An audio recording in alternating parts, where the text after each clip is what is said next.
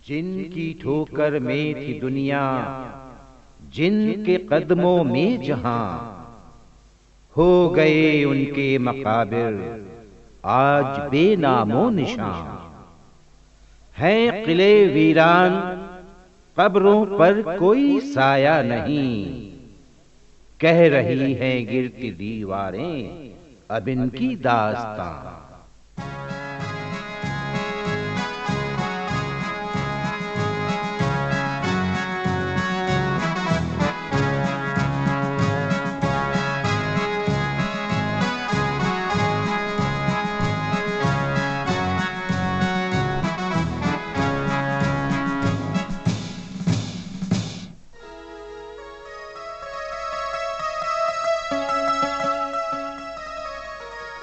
अल्लाह कसम, कुछ और बताओ ना मेरी छबीली के बारे में। यार नौरंगी, तुमने काफी कुछ बताया मगर मेरे दिल को सुकून नहीं आ रहा है। कुछ और बताओ ना। क्या बताऊं मियाँ रंगीन, मैंने आपको कितना कुछ बताया। अब क्योंकि सुबह हो चुकी है, मैं सही बात बता ही देता हूँ। अब तुम्हारे गम में, फिराक में पागल छबीली सूख के कांटा हो गई बेचारी।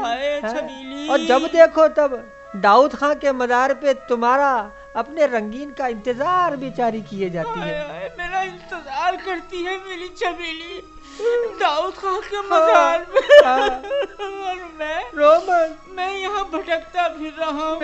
यार मेरी छबीली, अरे मुझे तसल्ली देने के लिए मैं नहीं रुक सकता।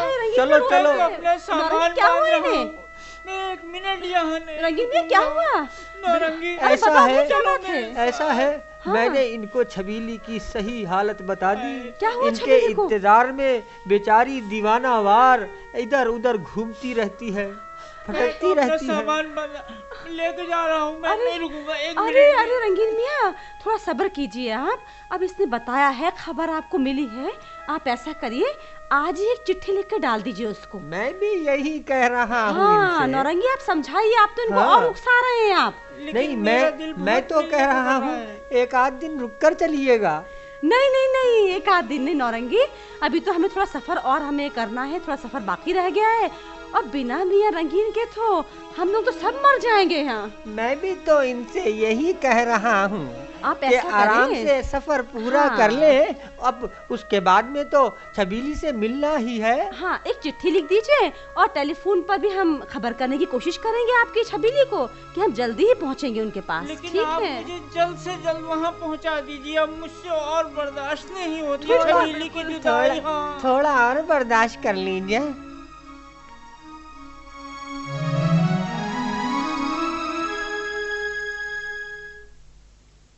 आशा, हम लोगों को जरा जल्दी निकलना चाहिए यहाँ से। हाँ जी, क्योंकि काफी लंबा इलाका तय करना है, संभल भी जाना है, मुरादाबाद काफी बड़ा है, काफी समय लग सकता है।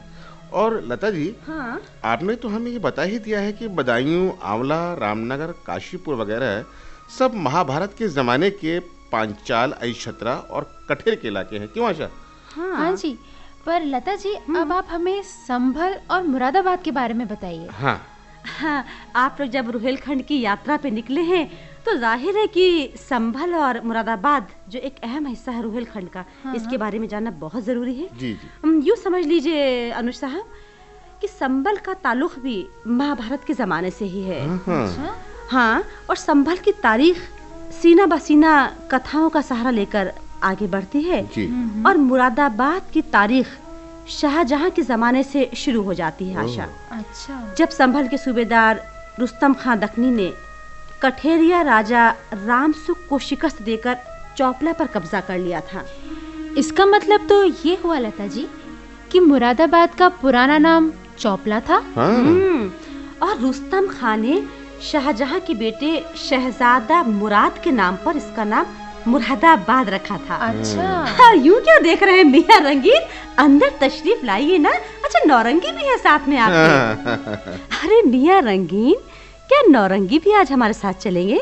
मैं भी तो यही कह रहा हूँ। जी, वो तो हमारे मेहमान हैं, हमारे साथ जरूर जाएंगे। जी। मगर इनकी जरूरत क्या है जाने की हमारे साथ? जी, हम नहीं होंगे तो आपका सफर बगैर रंगीन मियाँ के ही कटेगा।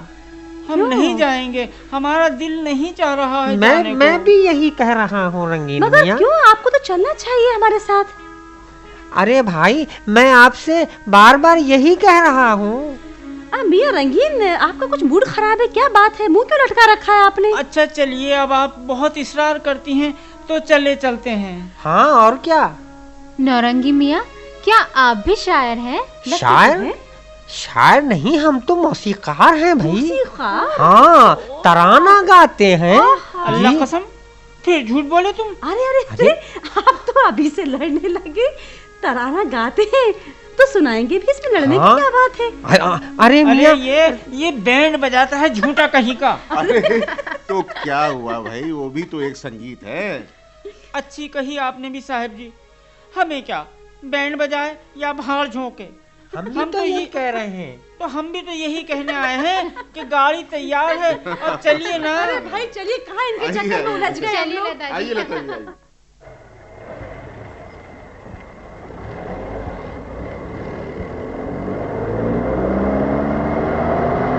अनुज, हाँ आशा। जहाँ तक मुझे जानकारी है, शाहजहां के जमाने में मुरादाबाद सरकार संभल का ही परगना रहा था ना? हाँ। और शायद औरंगजेब के जमाने में इसे सरकार बना दिया गया। कासिम का मुरादाबाद का पहला गवर्नर था, क्यों अनुज? और इसी जमाने में बरेली को भी सरकार बनाया गया था। हाँ जी हाँ, सही फरमा रहे हैं आप दोनों। और इसी के साथ संभल और बदायूं उजड़ना शुरू हो गए थे। इस वक्त हम जिस पुल से गुजर रहे हैं ना अनुज, ये पुल है रामगंगा का पुल। और ये पूरा इलाका जो है, ये कटघर का इलाका है। और ये जगह, ये देखो हमारे दाहिनी तरफ सीधे हाथ पे, ये धूरी घाट कहलाता है। यहाँ पर मियाँ गुलाम शाह खां का मजार भी है। अच्छा। और आशा लोग इन्हें फकीर शाह के नाम से जानते हैं। तो लता जी रोके यहाँ गाड़ी? नहीं, चलते रहिए। अच्छा, क्योंकि आगे सफर बहुत लंबा है, आगे दूर तक जाना है हमें। तुम्हें याद होगा आशा, इस इलाके पर रोहेलों ने कब्जा कर लिया था। हाँ, नवाब अली मोहम्मद खान ने। और अनुज साहब, मुरादाबाद, संभल, बदायूं और ठाकुर द्वारा वगैरह नवाब दूंदे खां की जागीर थी। मियाँ गुलाम शाह खां भी उन्हीं के खानदान के हैं। सालाना उर्स होता है उनका। अच्छा, क्या यहाँ रोहेलों की इमारतें भी हैं? आशा, मैंने तुम्हें बताया था ना कि रोहेलों ने कठेरियों पर नजर रखने के लिए गैर आबाद इलाकों को आबाद किया था। और दूंदे खां ने कई शानदार इमारतें और किला बिसौली में बनाया था। अच्छा। और एक शीश महल भी बनाया था मुरादाबाद में। अच्छा। अब नामो निशान तो मिट गया है उसका। मोती मस्जिद रह गया है, मोती बाग है। और अब जो किला हम देखने जा रहे हैं ना, उसकी मरम्मत भी करवाई थी उन्होंने। हाँ लता जी, मराठों ने भी तो यहाँ काफी लूटपाट की है। अरे पूरी तरह उन्होंने बर्बाद किया था मुरादाबाद को। ये शायद 1771 के आसपास की बात है। उस वक्त दूंदे खां का इंतकाल भी हो चुका था। लता जी, मुझे तो यहाँ दोनों तरफ पीतल के बर्तन ही बर्तन दिखाई दे रहे हैं। पीतल नगरी में पीतल के बर्तन नहीं दिखाएंगे आशा, तो और क्या दिखाई देगा? अरे अनुज साहब, बस बाईं तरफ मुड़कर थोड़ा सा रोक दीजिए बस। अच्छा।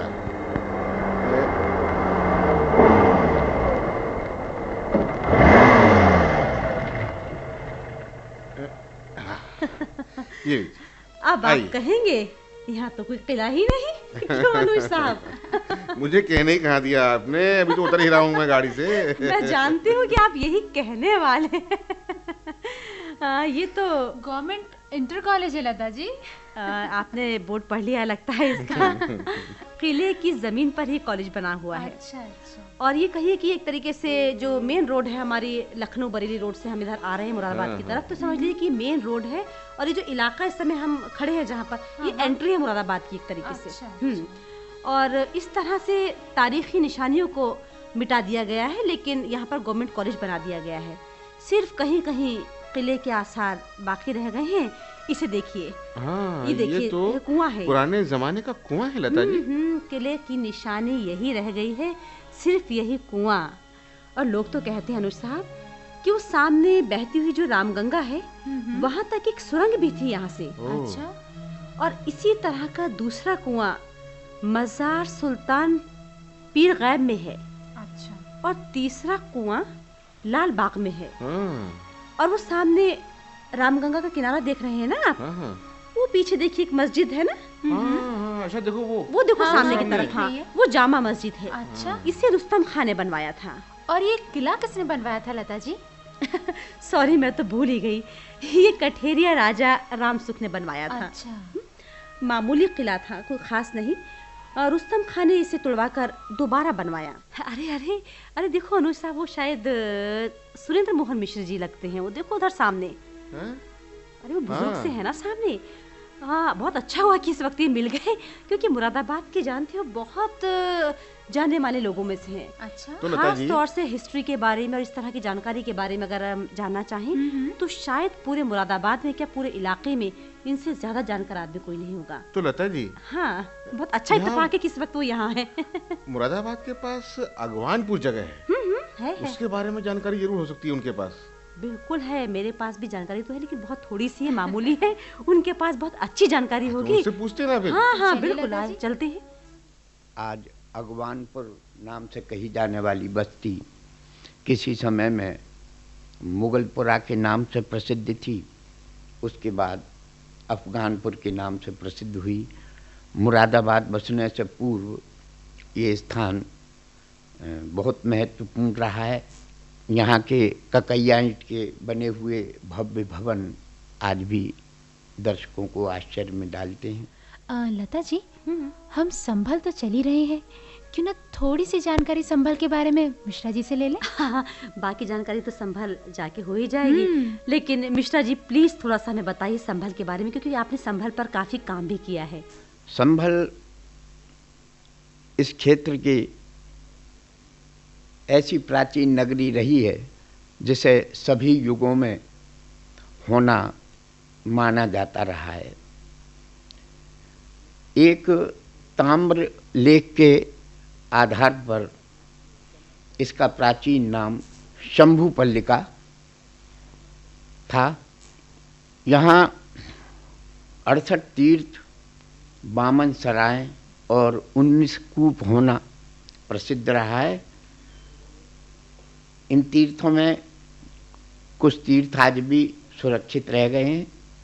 नगर के बीचों बीच जो एक विशाल भवन दिखाई देता है, ये पृथ्वीराज के समय का भवन बताया जाता रहा है।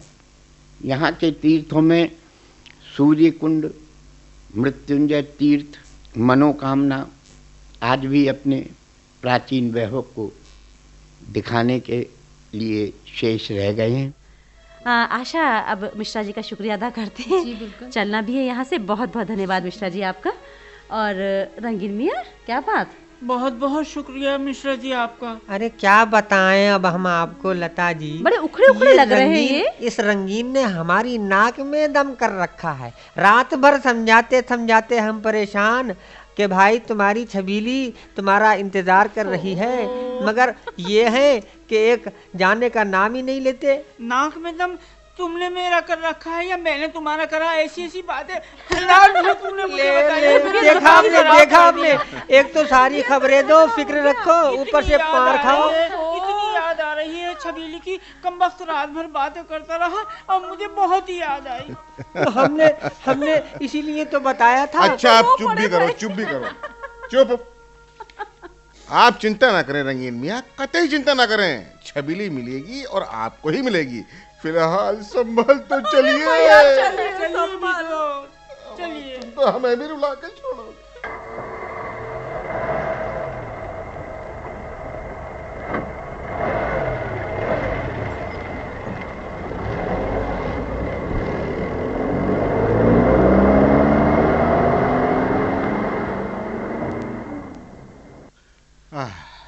ये लीजिए, आ गए संभल भी आ गए। और असल में आशा, संभल की पुरानी तारीख तो ज्यादातर कथाओं पर आधारित है। अच्छा। सुनने में तो बड़ी ही दिलचस्प लगती है, लेकिन क्या लता जी? लेकिन कोई तारीखी सबूत नहीं मिलते इसके। लता जी, हाँ। कथा ही सही, पर आनंद तो आएगा ना। लीजिए फिर सुनिए।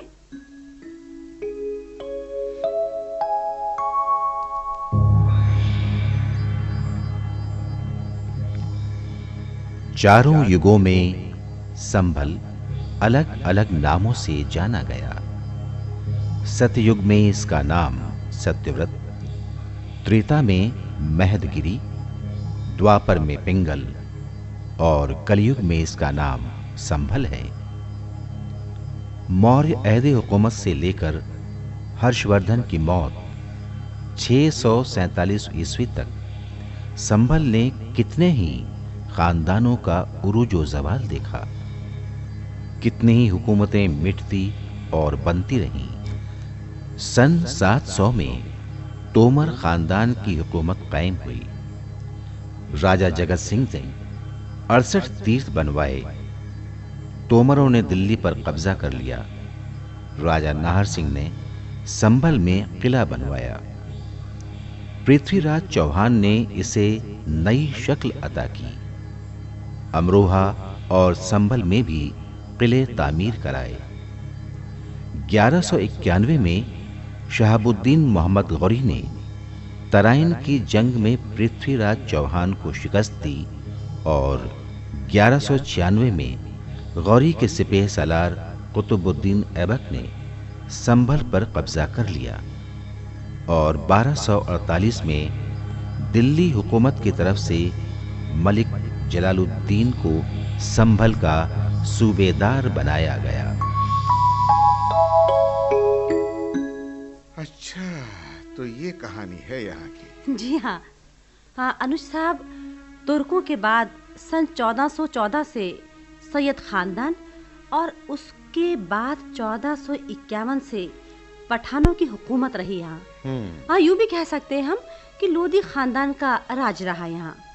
और फिर बाबर ने 1526 में पानीपत की जंग में इब्राहिम लोदी को शिकस्त देकर इस पूरे इलाके पर कब्जा करना शुरू कर दिया। हाँ, शायद उस जमाने में कासम संभली संभल का सूबेदार था। हाँ, कासम संभली ही था। शहजादा हुमायूं ने उसे शिकस्त दी थी। और आशा, जब 1530 में बाबर की मौत हुई ना, तो उस वक्त हुमायूं संभल में ही था। अच्छा। लेकिन इन तमाम लड़ाइयों से राजपूत, कठेरियों, तगु और दूसरी कौम के छोटे छोटे राजाओं को राज करने का मौका मिल गया था। अच्छा लता जी, मेरे ख्याल से अकबर के जमाने से यहाँ का एडमिनिस्ट्रेशन काफी मजबूत हो गया था। हाँ, अकबर के दौर की तारीख आईने अकबरी से मालूम होता है कि अकबर के जमाने में सरकार संभल के तहत 40 परगने थी। अच्छा। और जानती हो आशा, इनकी आमदनी कई करोड़ थी। हाँ, कई करोड़। इतनी ज्यादा आमदनी। इतना भी मत चौंकिए आप लोग, क्योंकि आजकल के वो करोड़ नहीं थे। उस वक्त एक दाम की वैल्यू थी रुपया का 40वां हिस्सा। और मुगलों के बाद संभल पर रुहेला नवाब अली मोहम्मद खां का कब्जा हो जाता है और उसके बाद में सिलसिला चलता ही रहता है। लड़ाई झगड़े। अल्लाह कसम, हमें तो सुन सुन के वहशत होने लगी। सिवाय लड़ने के कोई और काम ही नहीं था इन लोगों को। हाँ। हमने तो सुना है लता जी।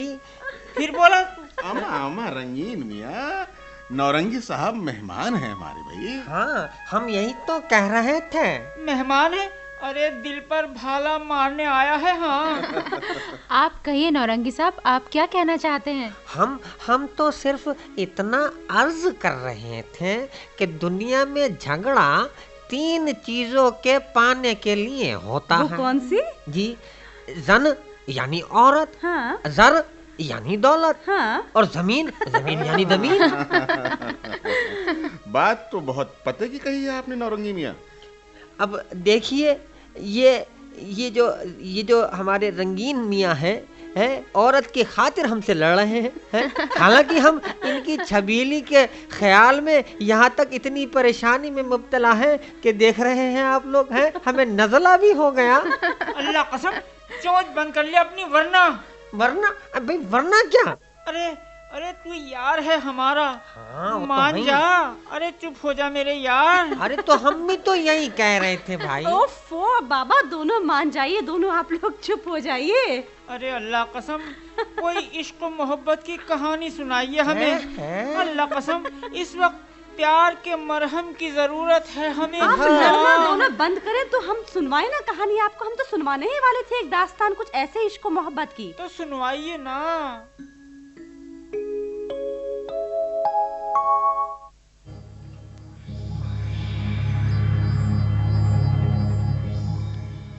एक दिलचस्प कहानी जो सदियों से सुनाई जा रही है। पृथ्वीराज की लड़की बेला बड़ी हसीन थी।